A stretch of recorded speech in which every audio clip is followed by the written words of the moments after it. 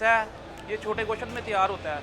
इसमें दालें और गंदम वगैरह होती है, उसका तड़का लगता है देसी घी और जैतून में। ये जो हमने पकवान तैयार किया हुआ ना, ये बेसिकल अमृतसर शहर की है, इंडिया के शहर की, इसलिए इसका नाम अमृतसरी हरीसा रखा हुआ है हमने। आपको पता है पहले रमज़ान आते थे गर्मियों में, अब आ रहे हैं सर्दियों में।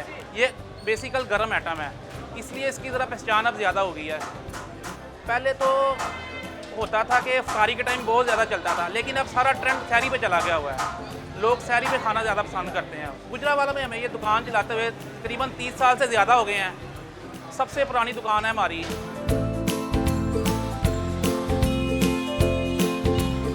गुजरावाला की सहरी हरीसे के बगैर नामुकम्मल है।